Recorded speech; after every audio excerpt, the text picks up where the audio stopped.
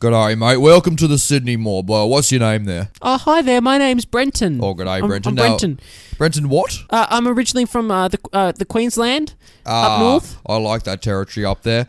They have good banana trees up there, I reckon. Oh, yeah, it's not too bad. Tell you what, I've got a job for your son. Do you want to make some hard-earned money? Oh, I would. That's why I came to Sydney, sir. All right, all you got to do is just deliver this cash to me old lady's house. $10K. Oh, all right. Well, do you mind, sir? I'm thinking that's all well and good, but I might just swing by Bondi for a bit of a quick swimmy, if you don't mind. And to keep it safe, I might just bury it in the sand. No one will see it. It'll be fine. Who is this tosser? That's it. Oh. Whoa! Guess what show we're on today, Brenton? We're on classic movie Banter. Hey, welcome to that podcast where I, Brenton, and that guy Nathan, hello, we talk about movies that are 20 years or older. 20 years! 20 years or older. Which puts them in, I guess, the classic range, you know what I'm saying? Yeah. They're in that age range. And we talk about those films and whether they are still relevant today, whether they are still worth watching today, or whether you can just go ahead, grab that copy of that film and just wrap it around a stick, set that stick alight, and then use it to kindle a bonfire. You know what I'm saying? Yeah, of course. And if we're in Australia, there's going to be a lot of bonfires going on, you know? We're in homegrown territory. You know what? If we're saying films that are 20 years or older are classics, does that mean we're classics, Brenton? Because we're 20 years older? No, we're vintage. Oh, we're vintage. Oh, I hate. Yeah, we're the little shoddy VSH copy that you've got that you'll never play again, but you're too nostalgic to get rid of it. I'm that copy of copy on VCR of Bed Knobs and Broomsticks, and you are, Nathan. You're a copy of Lionel Bart's Oliver. You're just hanging out as well. We're both that kind of musical films. I feel like it's like Toy Story, but with VCRs. Yeah, totally. Oh, won't anyone play us? Yeah, just come on, man, pop us in, consider yourself one of the family, bro. And then I'm all oh, hey, you ever fancy seeing a witch enchant fucking armor, full plate armor and chase people away? It's great. Just pop me in. And wait, you're using Blu-ray. Oh, can you please for the next Halloween, can you go as a VCR for go mate? I'm down. You know what? They would probably frighten some children because they're old technology.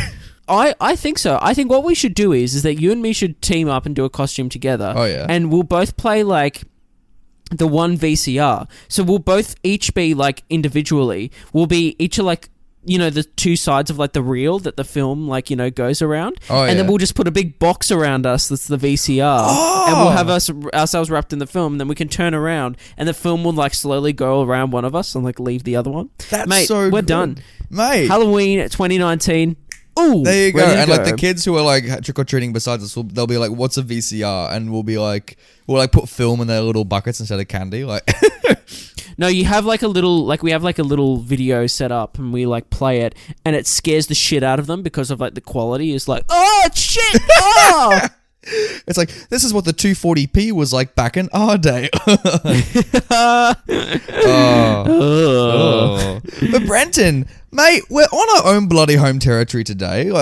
You couldn't be more local than where we are today. We're what a film we're going to be talking about today. Two hands, mate. We're talking about a homegrown film, you know what I'm saying? Yeah. A real Aussie movie. Regular listeners know that we adore all of the Australian films that we review here. Mate. Emerald City, Mad Max, probably something else we've reviewed.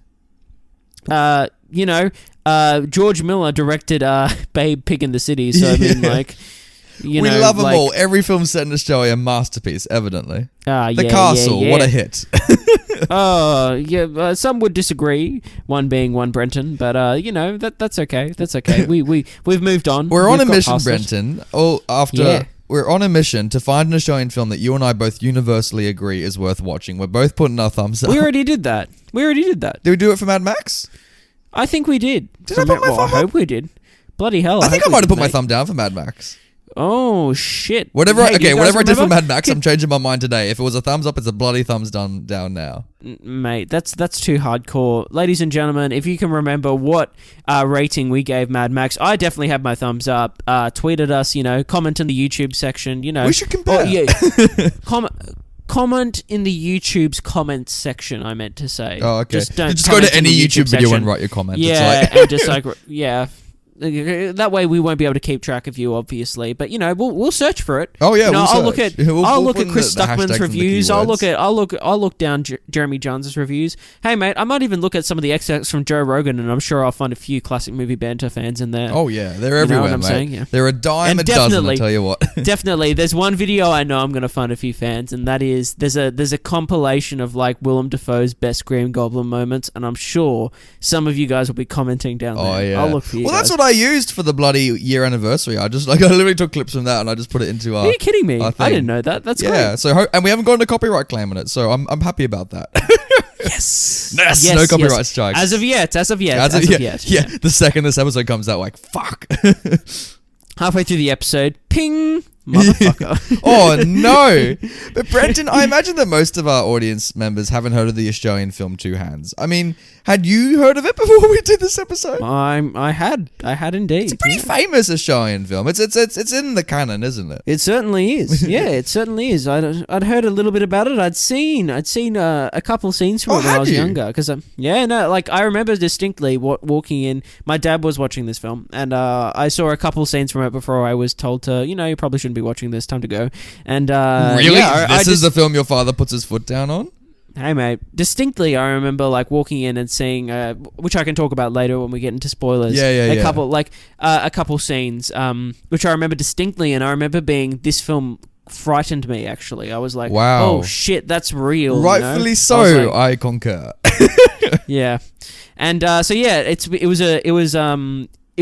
I kind of jumped at the bit to return to this and finally see the film in full. Yeah, as a grown man. As a grown man, yeah. Now you are one, and now that you are, Brenton, can you please step into my office in the entertainment quarter in the 90s, and can you pitch me this movie that you want to make? Pause. I'm grabbing my cup of tea, and I'll be right back, and I'll continue pitching. Okay, dokie. Grab your bloody tea. Brenton's getting his tea, everyone. This is very exciting.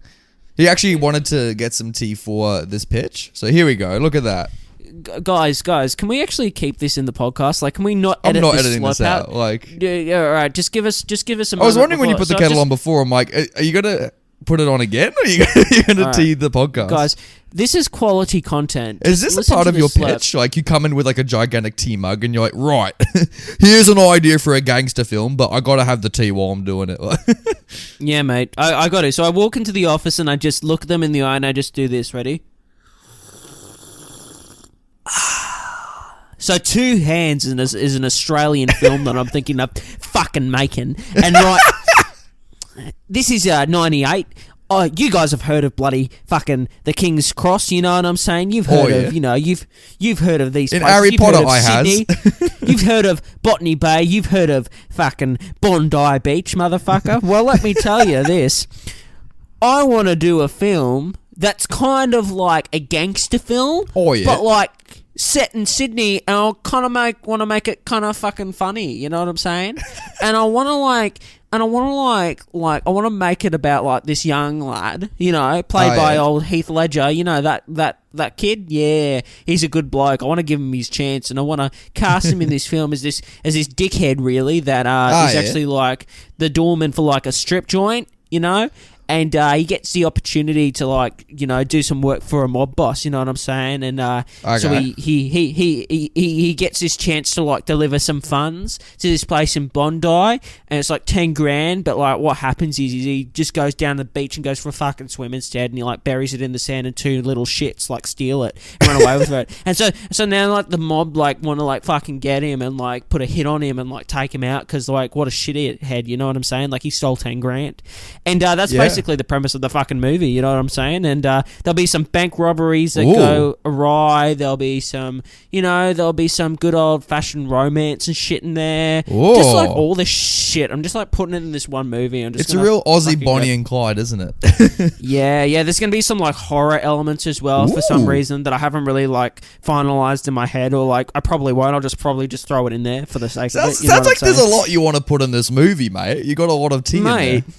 Mate, just one moment. Can you stop holding that cup threateningly near me as if you're gonna throw it? Oh, don't mind me. I'll just grab the kettle instead. You know what I'm saying? Oh no!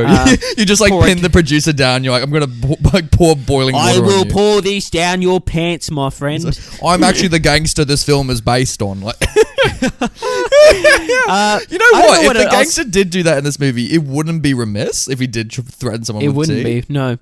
I don't know what else to say to pitch this movie. Like, I think you summed it up, mate. Like, it's a proper gangster you've done it. You've done it, mate. Look, mate, the F-bomb is dropped multiple times. I mean, like, so would it be Australian?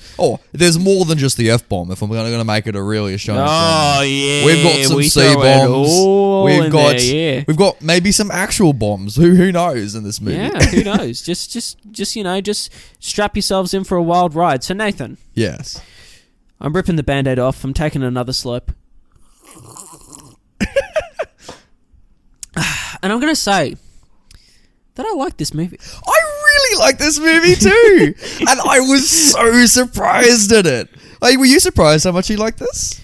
I wasn't that... I thought I was going to kind of like it. I'm not going to lie. I was going in and I was like, I don't know if I'm going to love this, but I think there's a good chance I might like this. But I will say this. I was not expecting this film to be as funny as it was. Yeah. I had no idea that it was like more of a comedy than what it was. I thought, because again, coming from little childhood Brenton, going into the scenes where Heath's like fucking lost the money and he's scared and he's as freaking shit. The fuck out. He's like, shit. And the mob's after him and they're trying to kill him. I was like, holy shit, like this is too much. But as an adult, like watching this, like there's some funny stuff in this film. There's like really good gags in this. Yeah, I really like this movie. I think it's got a lot of character. I think it's directed quite well. It is. I like the story. I like the characters, surprisingly enough, as well. Like Same. Even some of the side characters, and I like kind of where it goes and kind of this like story that's still kind of, I guess, might seem a bit complicated, but like it's pretty simple at heart, and I like kind of where it goes and how it ends and how it's like. I think this is a clear cut film of like a strong. Yeah, I think this is a film that's got a clear-cut beginning, middle, and end. In saying that, I have some criticisms. Absolutely. Like, narratively, it is tight. It is really... I think it only goes for something like 88 minutes or something like that. Like, it's short, great. Everything that's there. Oh, there are some stuff that we can cut out, which I guess we can... Yes. I want to talk about just... there's a certain character... The underground character? The underground character. The character who starts off underground. If that makes any sense to you. Yes. Yeah. Is that what you would cut out? Because I'd cut that out. I alluded to it in the pitch that there's like horror elements in this film. Yeah. That are really like unnecessarily in the movie, I thought. I just think that like if you had cut that whole thing out, the film would have been better for it, and it would have it just. Not that it doesn't flow, but I just think it's unnecessary. It's very interrupting because this movie's trying to like give, and it does, this amazing like realist portrait of Sydney in the late 90s, and like a really accurate look into like Australian lifestyle and like crime and the Australian larrikin going against like the system, like all that kind of great stuff. But then for some reason it injects this like supernatural kind of horror element with the introduction of a certain character, and the character doesn't really contribute anything to the story. They do something at one point that it affects the plot. But apart from that, they don't need to be there. I can't even remember what that moment was. It was in the laundry room. And then the bullets, because like... Oh, yes. Yeah. And it's kind of insinuated that character was responsible for that. Like... Yeah. I do remember that. Yeah. Sorry. I guess so. But again, I feel like... But it doesn't ruin the movie, does it, Brenton? It doesn't like... No, it doesn't. But even if you'd removed that, I still think the plot would have made sense. Like, it still would have been funny, and that moment still would have been able to be sold, I guess. Yeah. And it doesn't affect the movie, though, it being in it. Like, I still enjoyed it. It's just something that I think is worth criticizing.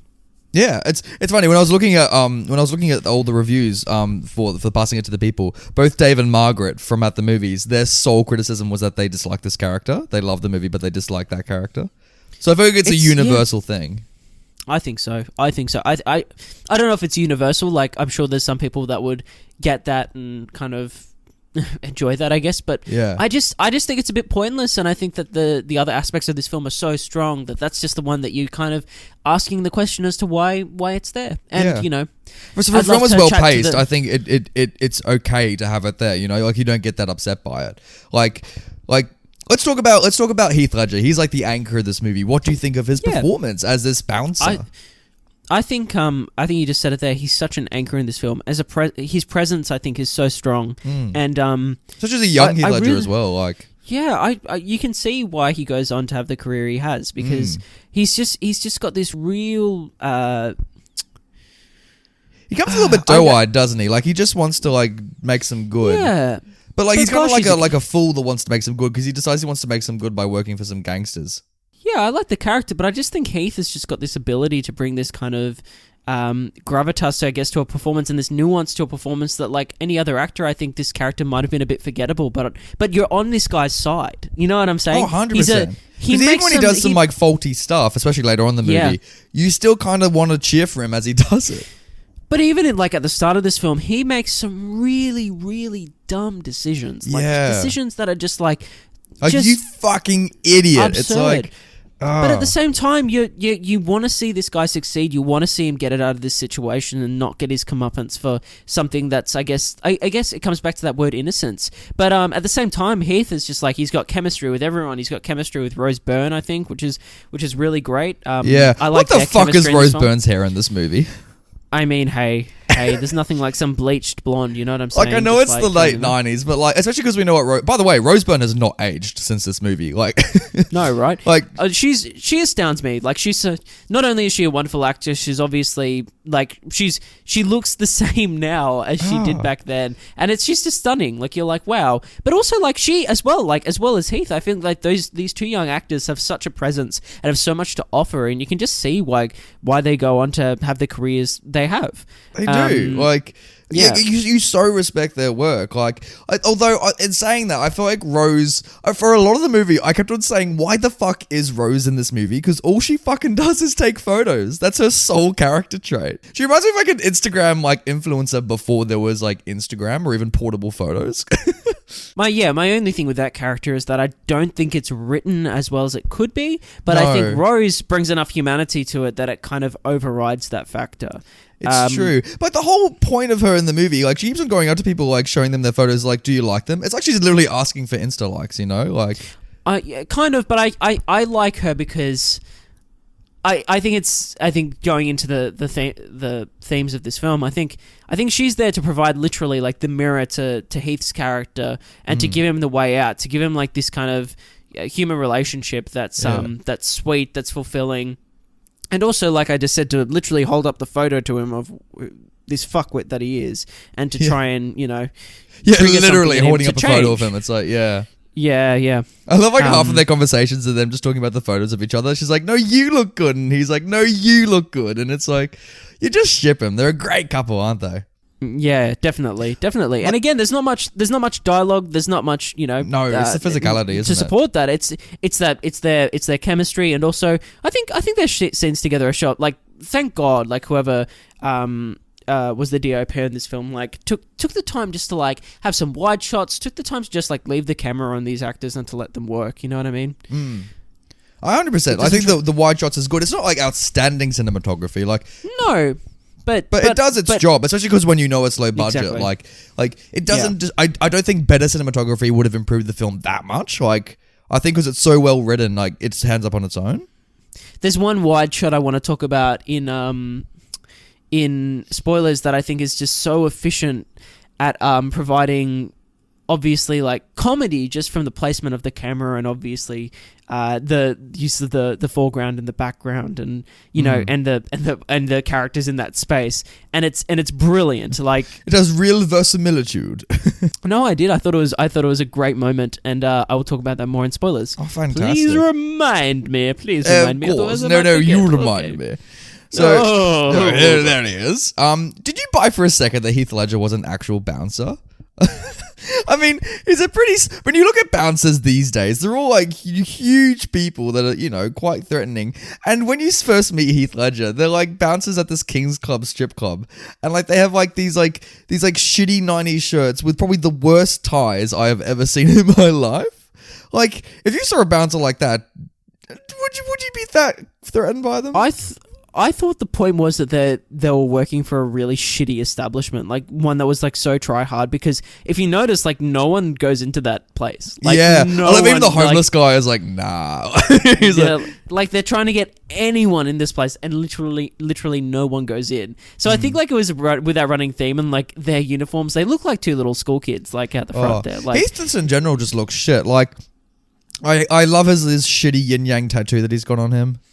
Oh my god, I love. I can't talk about it till spoilers, but I like this character's. I guess like the character in general, like visually, I think it's really strong. Just kind of they make some choices in there that are really quite funny as well, and add to his character. Yeah. Do you reckon he looks a little bit like Tom Holland? I was thinking that when I was watching him. No, not at all. I was like, Tom Holland could work in the remake of this. Like, he could pass as a young Heath. Now, Brenton, we've discussed films on this podcast that have previously portrayed Sydney. You know, we've talked about how Emerald City portrays Sydney. Babe 2 portrays a version of Sydney. How do you think this movie portrays Sydney? Again, this is Sydney at another time. But in saying that, I think it's pretty good. Like I like watching these films because you see moments that you see like Sydney on film, and you're like, hey, that's our city. And in conversation, they're talking about the Cross, they're talking about Botany, they're talking about Bondi. Like that's our city. We get these references. Yeah, it's a nice thing, but it's I think the landscape of this film, the place, the city that this film takes place in, Sydney, is a really good backdrop for this story. I think it works really well. Yeah. Also because like they had the freedom to go out, outside Sydney later on in the movie, and like I know it kind of has that flexibility. So I do enjoy that. Yeah. It is funny seeing. Also, the monorail is working in this. Oh my god! The monorail is a real thing that is it plays a part in this movie. And I got so excited when the characters finally ride the monorail. I'm like, yes! I was like, woo! I was like, wow! I'm so happy. I missed that monorail. You've ridden the monorail right before it went. I have when I was young. I was young, yeah. Absolutely pointless, but I love that it existed. Like, it's so good. Oh, it's so stupid. And you still see those stations around the city, you know what I mean? Like, you see, like, that one near Darling Harbour. Yeah. Yeah. Oh, you do. And I'm like, oh, it's great. Like, do you reckon, like, obviously we're biased because we're in Sydney, but, like, do you think people outside Sydney or even outside Australia would really get around the Australianness or Sydneyness of this movie?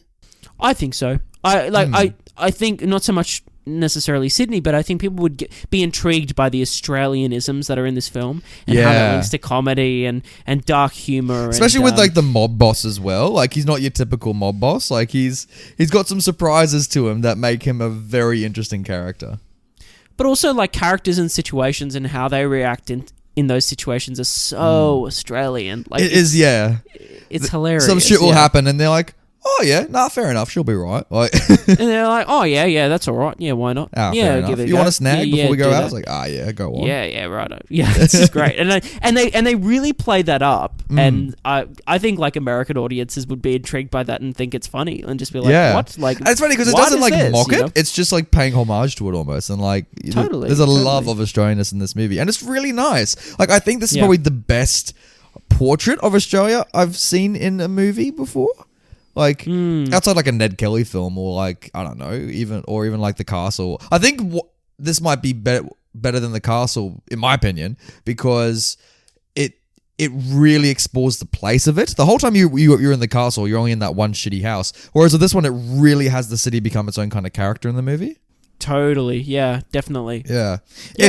If The Castle had maybe explored more of Melbourne or like how, the outskirts of Melbourne, like how like the differences in the urbanness, I don't know. I feel like the place and the treatment of the location really adds to this movie. Definitely. Yeah. Yeah. Did you want to rate it, mate? Yeah, mate. My thumbs they're up. The two thumbs are my two hands. There we go. High in the air, having a bit of a wiggle, having a bit of a dance. Wiggle. Yeah, I'm like, Thursday night, this would be a great Thursday night movie, especially if you're Australian. Yeah, definitely. But even if you're not Australian, like I said, like I think there's enough intrigue that you can take away from this into Australian culture and not in terms of the mob. Like, we're not all part of bloody gangs and whatnot. But my point is, there's the Australianisms and like. Wait, the what are you character, talking like about, you said, Brenton? We are. Nathan, shh, not on air, not on air. They'll track us down. No, no, but like the characterization of these Australians and using Sydney as that backdrop, I think is like a real like intriguing prospect for outsiders to see and to experience. And I think like it would be funny to people as well to see Australian humor. And if it's not funny, like, it's just interesting to see, I guess, and to see how people react to these heightened high stakes situations. Yeah, it's cool. No, I 100% agree, because I feel like if you're Australian, like you would feel so much better about Australia watching this movie. Like, fuck yes, go us. Like, I remember I watched this movie with Logan, one of my housemates, and he initially didn't want to watch it because he's like, oh, I don't really get around to showing movies. I'm like, how come? He's like, oh, you know, every Australian movie, like, I thought they weren't that good. And I'm like, mate, you gotta give this one a go. And when he was watching it, it completely changed his mind. He's like, this is a great Australian movie. Like, if this should be an introduction to Australian cinema. This is what we should have done. We shouldn't have done Emerald City first. We should have done this first. Like, definitely. Oh, this shit's on Emerald City. Like, oh, this is radically better than Emerald City. Agreed. You reckon it's better than like Mad Max or like Castle? No, I don't know if it's better. I don't know if it's better than Mad Max, but it's serving a different purpose for me than Mad Max. So I don't think that matters. It's better than The Castle. Like, come on, like, mate, seriously, film, it is head and shoulders above The Castle. Jesus Christ, Nathan. I think it is better. Yeah. Is that all the Australian movies? I don't know, and obviously better than Babe too, right? Or is anything better than Babe too? I don't know. Yeah. Hey Nathan. Well, that all being said, shall we rip off that other Band-Aid and get into spoilers, making spoiler movies, yeah, spoilers. The highlight of this movie, Brenton. Spoilers. I'll stop. Okay. I'm very sorry. Continue. Brenton, the highlight of this movie, obviously out of everything, is the fact that in Heath Ledger's apartment is a plane made out of the aluminium of VB beer. I love that is your highlight, but yes, it's quite funny, and again, it shows this childlike quality of that character. It almost stilled the movie for me, because I saw it. I saw it and I'm like, this is incredible. Because if you know what VB beer is, it's the shittiest beer made in Australia, or one of them at least. And it's like Victoria. Hey, some would disagree with that, but like, not me. Oh yeah, or if you're from Victoria. Well, this I think, you know, like how do you feel about 4X? Oh, like, it's okay. Oh, okay. Do you think it's shittier than VB or like? Oh no! God, no! It's much better than VB. VB's the pits. Here's the thing: I feel like, you know how like every state or even every country in the world has like its shitty beer, its shitty local beer that like, yeah, everyone's got it. But I feel like you kind of like unironically love it. Like, maybe you start off ironically and you kind of slide into that non-irony because like it's your local shit beer. Or maybe it's like you're in denial that you actually do like it, and you're like, but this is shit, and I know it's shit, but I do love it. You know what I mean? Like. It's like, I could choose this wonderful craft beer or this pale ale, but I'm going to go for the shit one. It's like... Exactly, yeah. But like, also I think because like when you first introduced to beer, like you can only afford the cheapest stuff when you're 18 because you're poor. So like... Totally. It reminds you of your first like legal, I should say, drink. So like, yeah, you get around it. But like... I went to this... I've been doing a lot of travel recently with my work and... oh yeah? I went to this pub in regional Victoria. Oh no! Yeah, man. And do they have the plane on like the counter, like from Heath's apartment? Like, I wish they did. Oh, it'd be amazing. So I had a look at what they had on tap, and you know they had some, you know, they had your Stone and Woods. You know what I'm saying? Like they had great beer. I don't know if any of this goes overseas, but Stone and Wood, excellent beer. Excellent beer.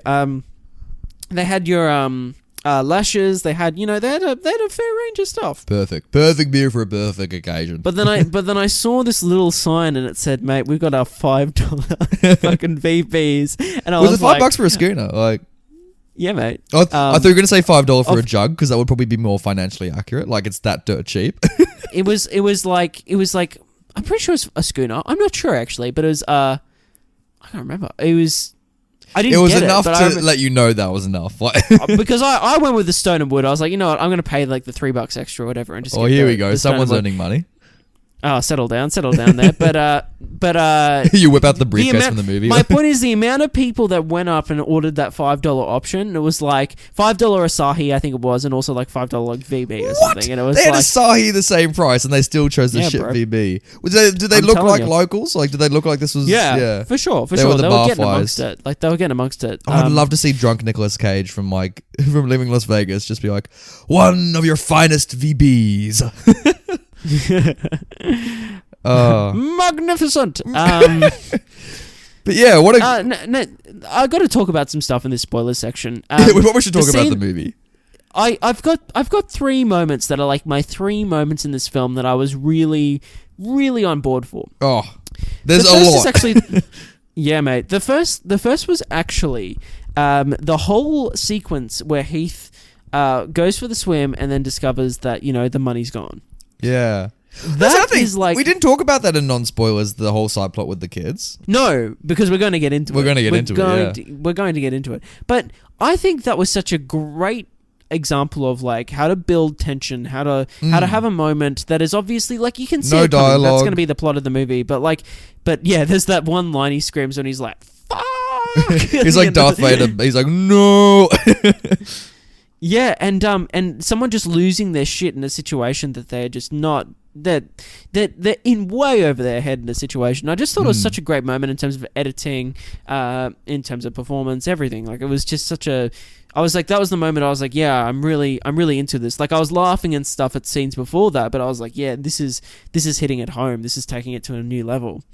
I thought it was extraordinary. I love that because it's well directed. Like, you see him in the water. He thinks it's Rose Byrne, so naturally he goes for a swim. And you see him bury the thing, and you're like, you're a fucking idiot. It's like, you know what's gonna happen. And I love it when but what was he gonna do? Was he just gonna see Rose Byrne in the water, and then what? They're just gonna have some chats? Like you don't hit on a girl while you're in the middle of the fucking ocean. Nathan, sometimes when life reaches out and gives you like an opportunity, you have to reach back a little bit and take it. And I think that's what Heath's trying to do here. But when you're at Bondi and you see someone that's blonde and you just assume that it's the girl you're crushing on, you know what? There's always the chance that it might not be that one girl, that one blonde girl that you saw that one time. You know what I mean?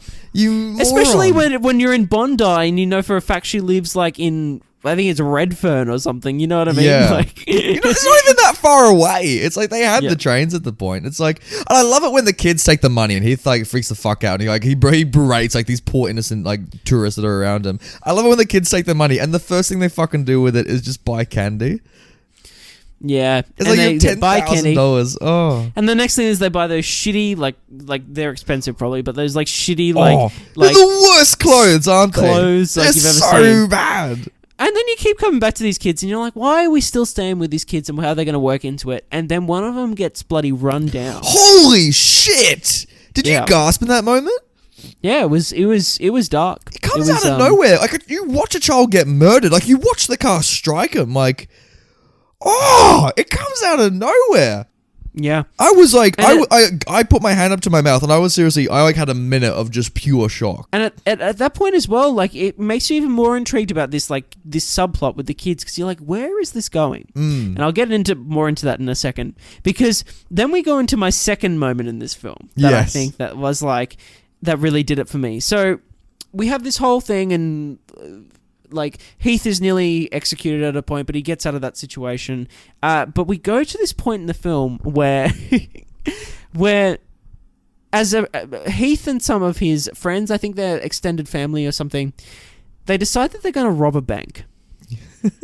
That's right. I'm not even kidding when I say this, but this heist is just one of the funniest, most well executed scenes.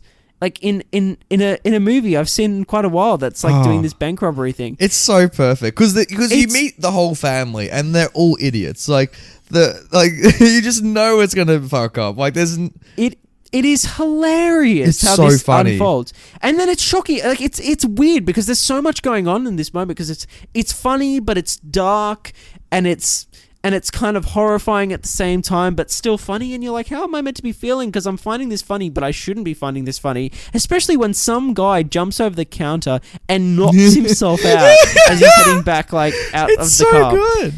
And then that's the moment where there's that wide shot that captures the people lying on the floor, Heath with the shotgun not knowing what to do, the guy on the floor with the 2 bags of money. It is such a good shot, and they just leave it rolling on that moment, and it's so awkward. It's so funny as he goes down and he like shoves him. He's like, "Hey." Hey man, and his mates in the car wondering what the fuck is going on. He's like, no, come on in, help me out. And everyone's just lying on the floor, looking so awkward. And it's so funny because you're used to watching bank robbery scenes in American movies, and in American movies normally there's that one bloke who's bearing arms who like has a gun on him. But because we're in Australia, no one carries guns on them, so like everyone's just lying there. They can't do anything. Totally. But like the moment as well, like as like he's knocked out and everyone's kind of like gingerly looking around like, what do we do now? And like even he's like, what do I do now? And so there's this awkward moment, that this thing that just should not have happened, and then obviously they help him out, which I thought he was going to leave him. I was like, well, the obvious thing is just to leave this guy. And then Heath calls the driver in from outside to come get the guy out. And unfortunately, because he probably would have squealed or something like that. But he dies anyway. Like, geez, it's brutal. Like, it's brutal. Like, it's horrible. Again, like, I love it when they would drag away the body from the robbery, and I love how it leads out to the shootout with the police. But the best part is when they drive past the radio car, because you hear about the competition the whole fucking movie, that there's this like 10K competition, and they mentioned it a couple times during the movie. So you're like, this is going to pay off at some point. And as soon as you see that radio car, you're like, no, and it fucking happens, Brenton. They have the bumper sticker. Ah! It's great. It's so good. It's so good. It's a great moment of payoff, and then it's a great like subverting of expectations in a good way when like they're driving alongside each other and like this whole moment's happened, and Heath just like nudges them off the road like it's like the film made because they're just fucking with you at that point, and they're just having a laugh. Like it's great. And then like the radio continues and they're like, oh well, we lost them. Like it's great. Yeah, that's the best thing. Like they've probably been like killed in the car crash or whatever it was, and you can hear like the backup radios going like, oh yeah, so we'll be back. Oh, it's so good. Shall I get into the other moment in this? What's the third number 3 moment? bloody thing, mate? This might be my favorite, actually. I'm not sure. There's so many good moments in this movie. There's a moment in this film that I feel like we go full Tarantino. Yeah. Can we lead up to it a little bit? I want to talk about the build up to it, because you have these 2 kids, and early on, I was like, that's definitely a girl, right? It's this boy and this girl who kind of has this boy haircut. And I looked it up later. It is an actress that plays this character. So, like, I think it is a girl. I think even the character is a girl. Because, like... I think, yeah, probably, yeah. Yeah. No, definitely. Yeah. Like, yeah. And, she, her friend gets killed, and so she's a little bit shaken from all that. And so there's a scene where she goes to an abandoned building in the middle of nowhere, where, like, Heath Ledger's about to be shot. And I'm like... Back up 5 steps. How the fuck did she get here? Because I presume they drove out to the middle of the desert to shoot Heath Ledger. So why? And also, why are they doing it next to this abandoned building? Like, that made no sense. But you can see her with a gun, and you're like, okay, this child has a gun for whatever reason. And you're like, I bet that's going to come up later on. And then it's never brought up again until the end, where yes, this Tarantino scene goes insane. Yeah. So she comes into the mob's, I guess, kind of main hub. And she just takes everyone out in this like bloody shootout. That's not even a shootout. It's just her firing the pistol off and literally killing everyone in the room, including the boss, including all the henchmen, and everyone just dies. And it's like this act of revenge. And then she reaches over and grabs that 10 grand that Heath just like did that whole bank robbery for, and then she turns around and there's like it zooms in on her eyes and there's like this fire. The fire. Starts happening again. Yeah. Like. It's like, I mean, that's an amazing sequence. I don't know about the choice of using a Powderfinger song during that moment.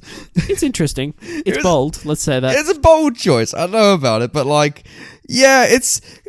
I love that sequence because you think... Because Heath Ledger finally rocks up and he makes his peace with the gangsters, and the lead gangster's like, oh, you should work for me now. And he's like, props not. I'm probably going to get out of Sydney. He's like, fair dinkum. And so Heath leaves and you're like, oh, okay, that's the last of them. And then she rocks up. So like... I love that it's a surprise, but what I didn't like about that scene was the whole fire in the eyes, because like it goes back to that ghost brother. I'm like, why is he in this? Like, with the fire in the eyes, does that mean he's possessing her at the end? Like what's that all about? I don't know. I don't know whether it's even worth looking into it that much.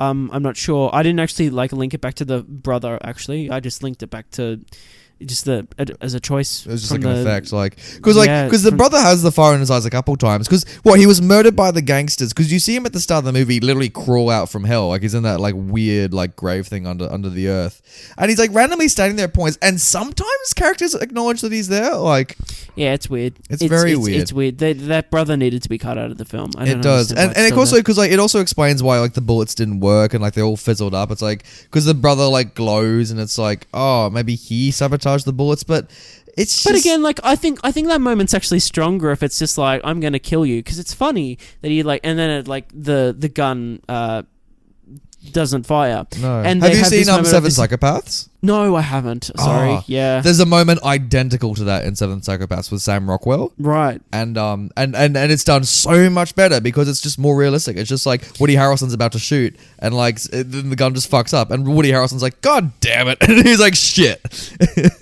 But I like that moment. I think it's funnier when it's like it's just a moment of, oh fuck, my gun didn't work. It's like, why didn't it work? Oh shit, this thing's filthy. Have you ever cleaned it? No.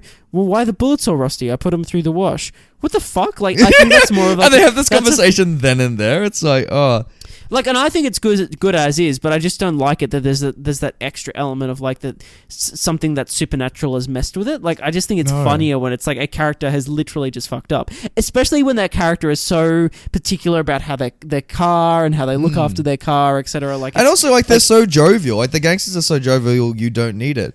I love like when we first meet them, the gangsters are like playing Scrabble while they're waiting for Heath Ledger. Totally. It's just great, and like and I love that the head gangster guy, whatever his name was, he's like a real family man. Like you see him with his family and he's supporting his kid. Like remember he's doing like origami with his kid at one point. Yeah, it's so much fun. And so when he turns and then he's like, it's like I think there's a scene where he's like, he's helping the son with something, and then he gets the phone call and he's like, what the fuck is going on? Like it's like it's the fun, like it's great. It's just great.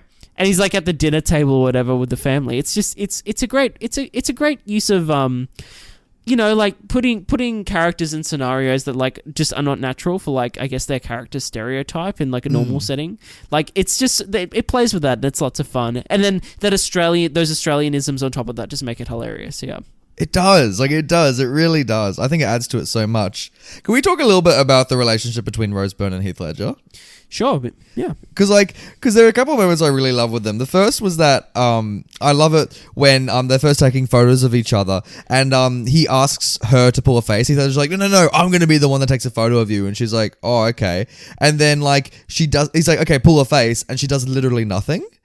Like she has the most like blank expression in the world, and he takes a photo, and that's the moment that he falls in love with her. Yeah, like they're pretty shit photos. No offense to Rose Byrne, but it's just like she's not exactly Lois Lane in Batman v Superman. She ain't a Pulitzer-winning photojournalist.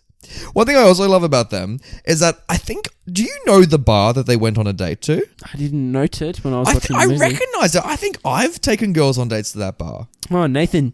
You know when you walk out of Central Station on the right and you're on the east side of Central Station and there's like that big kind of like bar like right next to the train station. It's kind of like it's a very like classic pub and it's like that one there. I forget the name of it, but like I swear it's bar. Which side is this? Which side is so this? So like the east side of Central Station, like where the new light rail path's being built. Like if you keep on walking in that direction from the Central Station, you'll see a big like pub.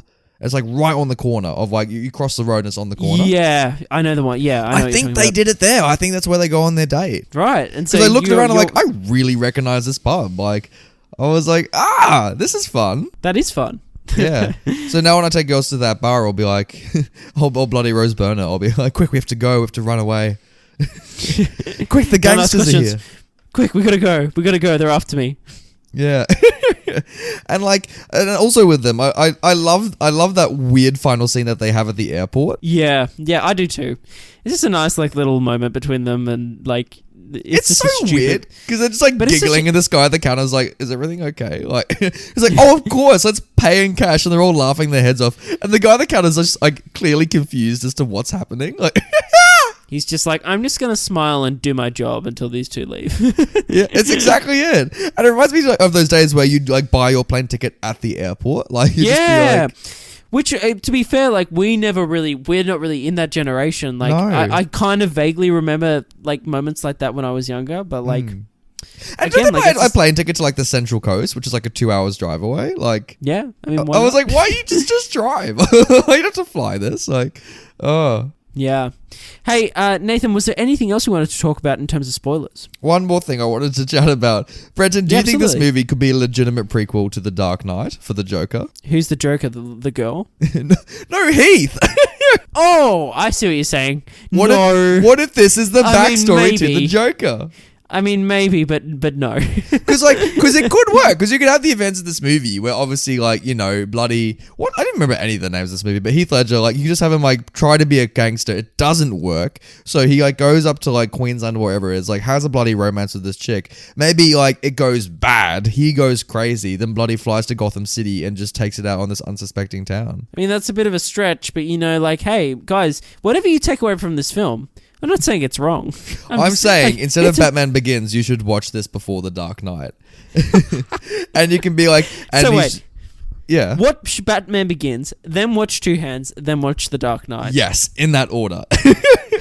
And it works. And you can be like, wow, Heath Ledger's doing an American accent for some reason. And like, oh, it would have been amazing if the Joker was Australian. Could you imagine from that movie, like, oh, why? Like... Oh, g'day, mate. War so serious. You want to know how I got these scars?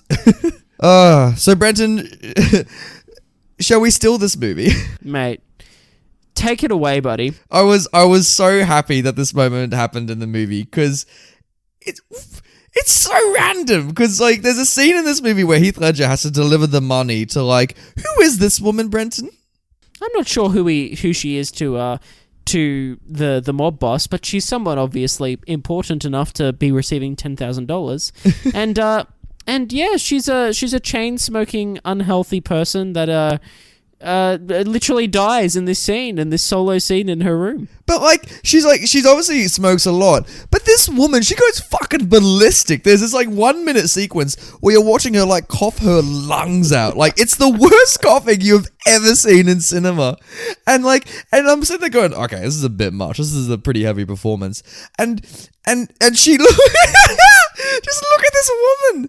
She's the definition of ill. Like, you could not look more ill than this woman. But to be clear to our listeners, stealing this movie is when Nathan and I actually decide upon, or one of us decides upon, a still, like a frame from the film that we think is interesting. Most of the time, it's really fucking funny, and we choose that and we put it on our YouTube page. And So this one, I gotta say, is just hilarious because it's her crawling back up onto a table, like literally pulling this strange ass face, as though it's like literally the face she's pulling before she dies. Yeah, and it's this kind of, I don't know how to describe it. She looks hilarious. And the apartment that she's in, it is an absolute mess. There's everything's on the floor. She has a fucking aquarium that's huge at the back of the apartment. My favorite thing is the giant fish tank. It's why is it there? And she's got this bong in front of her. And anyway, so she's coughing and she collapses onto the floor. And the bit that we screenshot was when she kind of pops back up over the table. She's clinging to it for dear life. And this face she's pulling, she's got 6 chins going on. She's got these boggling eyes. Her lips are pursed in a kind of pout fashion. And it is just hilarious. Please go to YouTube and have a look. Have a chuckle. Yeah. Oh, I love it. I love it, mate. So how do they make this, Brenton? How did they make this making movie magic? Yeah. How did they make this? Well, tell you what, Brenton, the director of this movie really loved his own car because the bloody purple XA Falcon that Jimmy, Heath Ledger's character, borrows in this car is actually the director, Gregor Jordan's own car. So, he loved his car so much, he thought, fuck it, I'm going to make this a prominent thing in the movie where, where one gangster spends, a minute saying to Heath Ledger, you better fucking take care of this car. And then, years later in 2011, the comedian Merrick Watts bought this car, Brenton, and owned it, where he sold it at an auction. So it still has this life. Mate, that's really interesting. Cars, man, they get around. You know what I mean? Like cars are just such an interesting thing that like you hear about cars from movie sets, just cars in general, or cars from families. They're like, these are like, have aged into these very like rare, expensive cars, and they just get passed around between people and things, and then like they just rock up in the most random places. I'm sure like one day we'll be in a museum somewhere, and we'll be like, that's the car from Two Hands. You know what I mean? That's that purple piece of shit. Like, like it's not a great car in my opinion, but I love it. Actually, you know what, Brenton? Another great idea for a 7 seasons would be the best cars from movies. Don't you reckon? Hey man, that's a pretty good one. I can get behind. You know what? That car from Inspector Gadget, we would definitely throw that on the list, wouldn't we? Like, that's number one. Yeah, definitely. That'd be a good one. Actually, we should definitely do that for 7 seasons. Like, I'll get around that. Yeah. So Rose Byrne admitted on Instagram on the film's 20th anniversary that her costume in this film was her own vintage polyester frock that she got for $18. Oh my goodness. And that she also just bleached her own hair in the kitchen sink. Mate, that is the definition of an indie project. You know what I'm saying? Also, like Australian indie project. You know? Oh yeah, man! Provide your own costume, do your own hair, throw on some makeup, and you're on the set, ready to go. You know? I mean, the films I've done in Sydney, like where I'm like an extra and stuff, like it hasn't been that bad, but like they're definitely like when you go for costume fittings, they're like, oh, if you just got anything at home, like exactly. Like I'm regularly asked that. I'm like, great. So the inspiration for this movie, Brenton, was that Gregor Jordan, the iconic director, he said at the film's released that when he was writing the movie, he had an office in King's Cross, and so he was like trying to come up for an idea at movies, and so he just looked out the window and he's like, oh, this is what I should do for a movie. He's like, let's just talk about Australia's crime scene, which in the late 90s, I want to say, like, it was not good, but it wasn't that bad, was it? I mean, I'm not sure. I couldn't tell you. Yeah. Does seeing this movie make you wish you had seen the King's Cross in its heyday? Kind of, yeah. Because you hear stories and you hear things about the cross and about the characters that were in the cross and whatnot. And to some extent, like that still exists, but I don't think to the extent as it was. I think in the past, yeah. So. Part of me wants to go back in time and hop into a time machine and just see Sydney kind of in its prime heyday of this kind of era. But, you know, the other part of me is just like, you know what? I like being able to walk through the cross and, you know, feel safe. And yeah, I also enjoy that. Yeah, so that's nice. Yeah. Speaking of just like Sydney and places in Sydney, I gotta like say this fact because it's absolutely hilarious. So the director, this is a quote from the director on his legacy from Two Hands, the film. Oh, yeah. He says, I was walking through King's Cross and I had a look at the strip club where we shot, and it had been renamed Two Hands Required. and it's got this neon sign with two hands. And I went, wow, if I never achieve anything else in my life, at least I will have successfully contributed to the renaming of a strip club. I love it. Look, the more I hear about this director and his humor, it's just I really like his work. I think it'd be great to have him on the podcast or like to have a chat or like over a beer or something. Like it just you know, it just seems like he would have some good stories making this movie. You know, like he'd be a good bloke. Yeah, definitely. Let's go find Gregor Jordan. Let's see if he's got some contacts, and we'll bloody find him. Like he'll come in with Willem Dafoe, and they'll be like, who are each other? Like, I tell you what. Well, hey, should we look at this film's poster? We sure can. Hey, look at this. Look at this. Look at this one. Look at that. Mate, I'm not in love with this poster. I'm going to be perfectly honest with you. No. I think it's really unfortunate because I just don't think it really gets the vibe of the movie. You know what I'm saying? No, it looks as though they use like Microsoft PowerPoint to make this poster. Like, not even Photoshop, like PowerPoint. It looks like they got like some fucking word art for the actual logo of Two Hands, right? Like, yeah, definitely. That's a good way of summing it up, actually. Yeah. Yeah. Like, it's this white logo of Two Hands in the center of it, and you got like on the top half of the poster like a blue faded out image of like Heath Ledger and Rose Byrne, just both looking like very confused and plain faced. And then below it, you got like some faded out $100 Australian notes, which is always nice to see our currency on a poster. But like, it's got this red tinge to it, which or pinkish. It's like maybe like hinting at blood, but not really. So like, it's weird. I don't know what it's going for. Yeah. And the slogan, it's like, it was only one mistake, but it was a big one. Hey man, it's got such an Australian slogan. But it was a big one, eh? It was a big one. Oh, it was a big one. You got to be careful. It was a big old kangaroo. You know what I'm saying? Yippee-yay. How would you fix this poster, mate? Like, look, to be honest, I think what you need is, obviously you need Heath on the poster, but part of me wants to just have, even if it was like kind of like a poster like of Heath just like at the beach or something, like when he's I was thinking that actually. like he's just sitting there contemplating like whether he's going to go for the swim or not, or him like on the beach standing there with his envelope with the 10 grand in it, you know what I mean, like in his hand. Or even like a poster where it's like Rose Byrne with her camera and you're seeing through the lens and she's looking at Heath Ledger about to be shot. Yeah, that's not bad. Yeah. I think that'd be a cool, because like the film opens with like this unchronological time jump where you see him about to be shot 2/3 of the movie. So like, you know, it wouldn't be spoiling much if you had it on the poster, considering it's the opening scene. Yes. Yeah.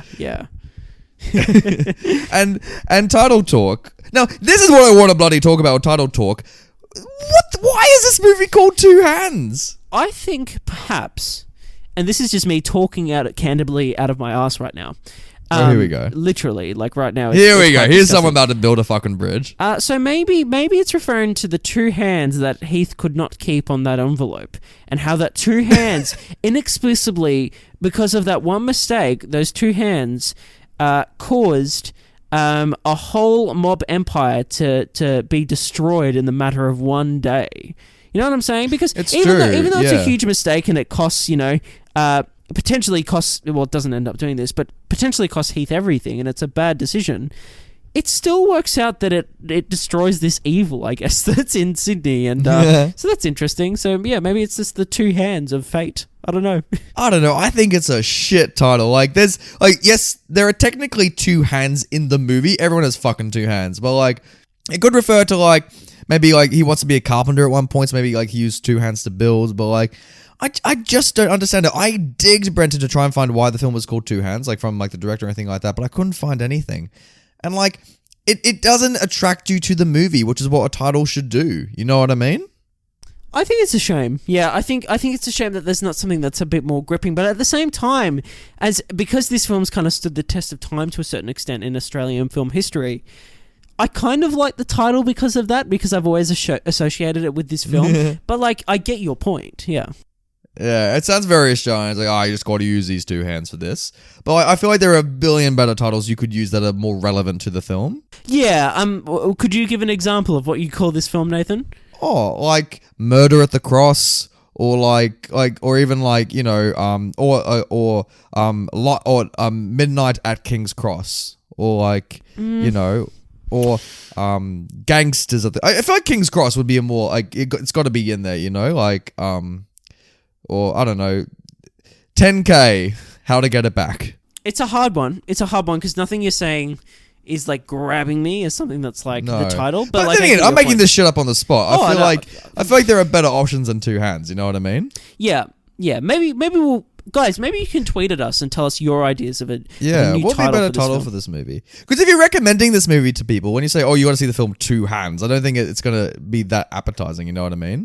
Yeah, I don't know. We should try that. We should do a tester. We should go around with a camera and a microphone, go up to people on the street. Hey, would you watch the movie if I just told you its title? Would you watch this film called Two Hands? And they're like, who are you? Why are you asking me this? Who are you? You don't have permission to film me, and then we get removed from the premises. How dare you? Well, speaking of bloody asking people their opinions, should we pass that power to them? Power to the people. Let's pass it to the people of power. All right, power to the people. Brenton, what are you thinking about these Rotten Tomatoes scores? Mate, on the tomato meter, Two Hands is currently sitting at a whopping 67%. From a total of 6 critics. However, the audience score is a whopping 80%. Ooh. So there seems to be some differences. Some audiences. You know what? I'm glad the audiences get around it. I'm glad it's not like we love it, but the world hates it. You know what I mean? Exactly, yeah. Like John J. Puclo from Puccio. Sorry. Yeah, you're He's correct. Italiano. Puccio. He's a John J. Puccio. Sorry. The way this I was kind of in terms of the Pucklow, yeah. Yeah, it looks like an L. Like, you can't really tell that's a dot. Anyway, Puccio, John J. Puccio, sorry for slaughtering your name, from Movie Metropolis says, it may be routine, but it is never dull. That's a great way of putting it. It is like, it's a plot that's like... Like, it doesn't do anything outstanding narratively, does it? Like, no, but it's engaging and it's exciting and it's fun. Yeah. I don't think... Like, I don't know what I would have wanted more from this movie. Like, you know what I mean? Yeah, exactly. It's what it sets out to achieve. It achieves it, and that's great. Yeah, I agree. Alex K, he gave it 2 stars and wrote, my favourite film is 1941 Citizen Kane. Well, Alex, thanks for the insight into your favorite films. It's good to know. You know, I love that this is a review. But you know what? You're not going to walk into a film called Two Hands and expect Citizen Kane level. That's it. Shit, it's like the comparison. I think isn't really warranted. But hey, you know, you're entitled to your opinion, Alex, and we just don't agree with it. But Christy B says, gave this 1.5 stars and says, low budget film, not the greatest. Now, Christy B, I got to say, I don't think the fact that the film doesn't have a large budget is cause enough for you to give a film a bad review. So, you know, yeah, I want some more context to what your feelings on this film. It's like, it genuinely, like, it's very rare for a film's budget to really interrupt a movie for me. Like classic example is like Hoodwinked. You know that animated Red Riding Hood film? Yeah. Great movie. I loved as a kid. I do too. Yeah. Yeah. Like it's so good. It's so fucking good as a kid. As an adult, it doesn't hold up for shit. But like, really great movie as a kid. But like, if you look at the animation quality now, it's horrendous. Yeah. Like, truly horseshit. And it's one of those rare movies where I think a budget would have dramatically made this film better.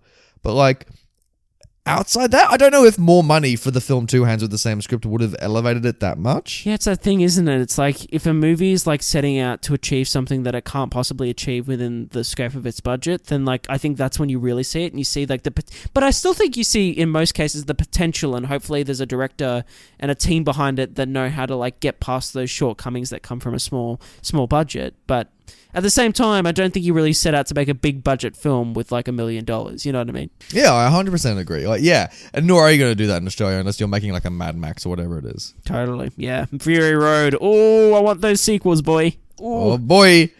Joshua L gave this movie 3 stars and wrote, this movie is not exactly bad, but it takes a damn long time to get interesting.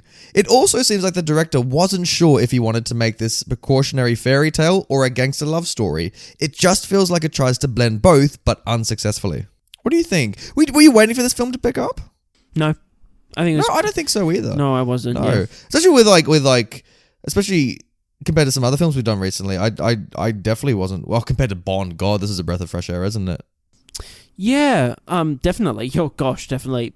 I think the most interesting point this person makes is he wasn't sure whether he wanted to make this precautionary fairy tale or a gangster love story. It just feels like it tries to blend both, but unsuccessfully. I don't know about that.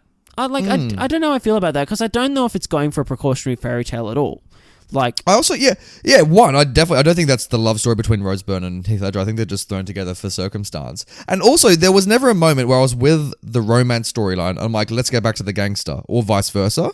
There wasn't like a point where I'm like, no, I want to be seeing more gangster stuff than Byrne stuff. So like, I don't know. I don't think it really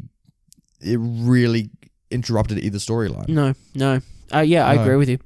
Tai P gave this 5 stars and said, oh, beautiful. My choice for best Australian movie of all time. Heath Ledger hasn't played anything as good since.